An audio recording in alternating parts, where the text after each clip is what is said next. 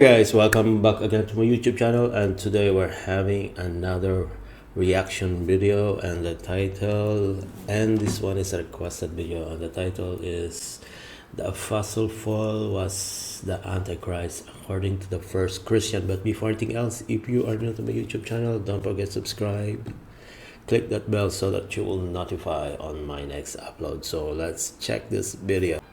The agenda of Paul. There were significant differences in the agenda of Jesus to that of Paul. One of the most important verses in the New Testament is Matthew 5:17. In 5:17, Jesus states why he is here. Matthew 5:17 through 19 says, don't think I came to abolish the law and the prophets. I came not to abolish them, but to fulfill them.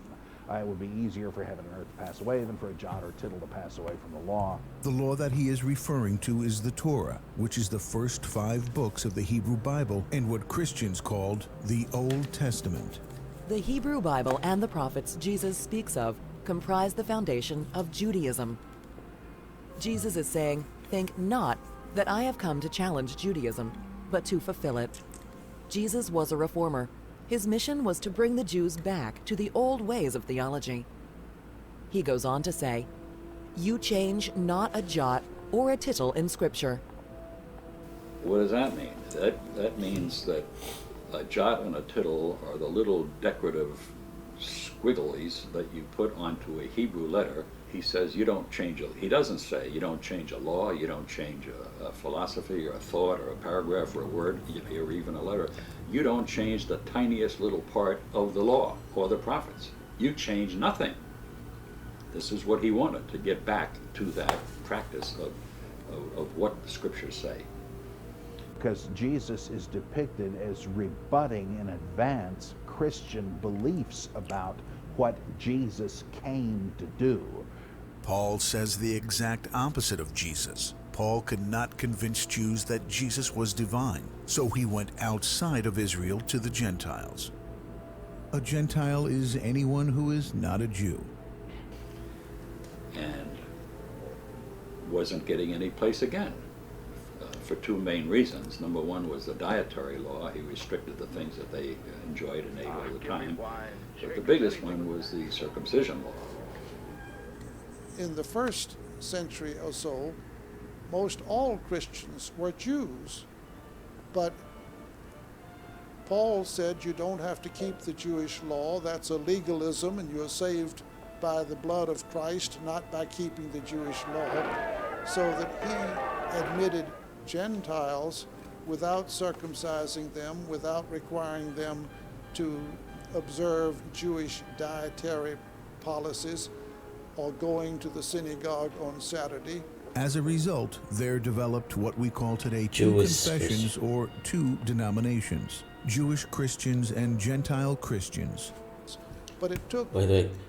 Jewish Christian and what's the other one? Genuine Christian. Let's continue. a long time for that bifurcation to take place. A lot of the so-called Gentile Christian churches were Jews, but they didn't continue observing Jewish Gentile practices, thanks to Paul.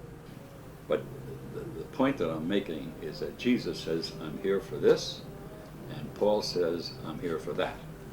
Jesus says you change absolutely nothing, and he brings it to an extreme degree.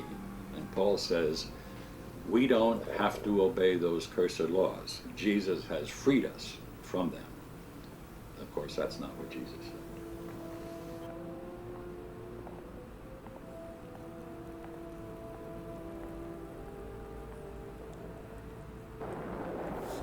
Remember, the word apostle was reserved for those who were with Jesus and witnessed his doings. Paul claimed to be an apostle, and the Christian church calls him an apostle, even though he was not involved or even knew Jesus. He had died long before Paul.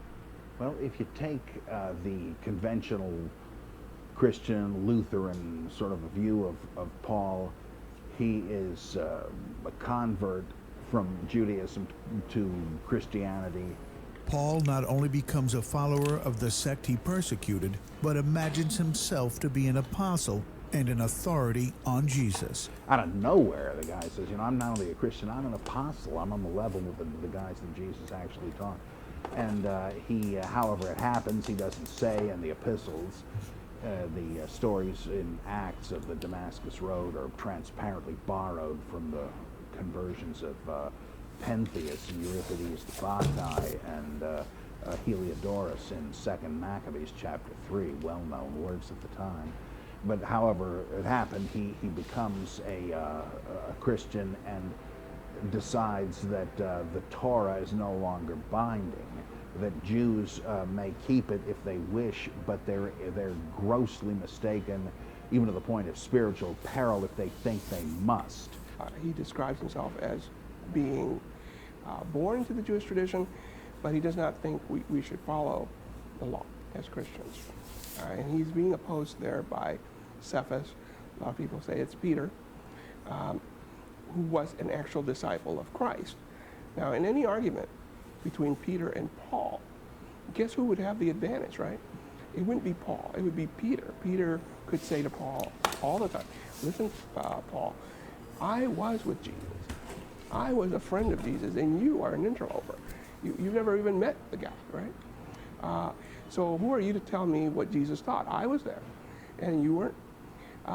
So it's actually interesting that this non-disciple of Jesus ended up being so dominant in early Christianity because, he never met Jesus by his own account. Everything he got from revelation. How are we to verify that Jesus actually revealed anything to Paul? And clearly, a lot of the early Christians did not agree with him. So Paul insists in Galatians that he was sent by the resurrected Christ and made the point, I'm as much sent as you are. And if you knew Jesus before the crucifixion, that doesn't make a bit of difference. Everything is new now in 2 Corinthians. Now, this seems to be the tip of an iceberg, though, where he's trying to decide a larger issue. If these Gentiles who really like our new religion want to join, but don't want to become Jews, and this is very common. There were loads of Greeks and Romans going to the synagogue every Sabbath. And I said, this is great. This is better than the pagan garbage we were brought up with, these bed-hopping deities and so on. These people have a real faith here. But to tell you the truth, I don't want to get circumcised. I don't want to stop having shrimp cocktails and ham sandwiches.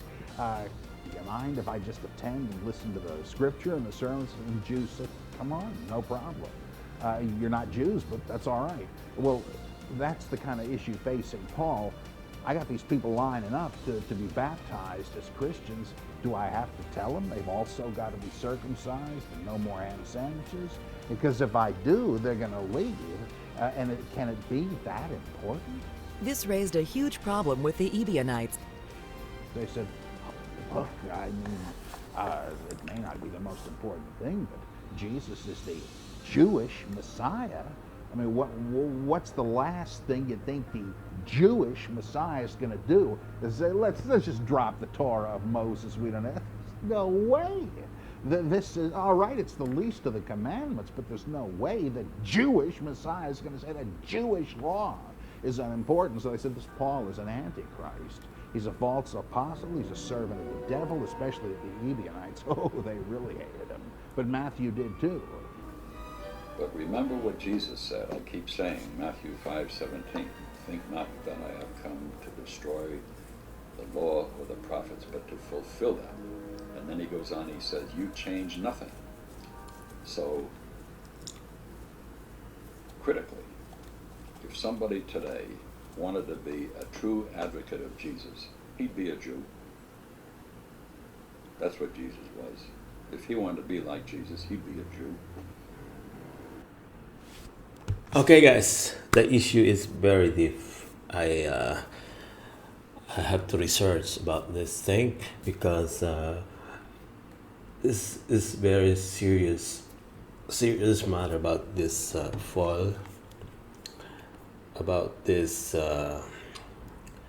the Apostle Paul was the Antichrist according to the first Christians. This was a very what do you call it, a very serious issue about the Bible thing. So guys, thank you so much. I hope you enjoyed this video. I don't have the right to comment about this, but I have to read the true meaning, or I have to research more and more and more. So guys, thank you so much for watching. I hope you enjoyed this video, and thank you so much who requested this, and thank you so much for subscribing to my channel. I hope you keep sending videos or sending links to me. So guys, thank you so much from the bottom of my heart. See you guys on my next upload. Bye.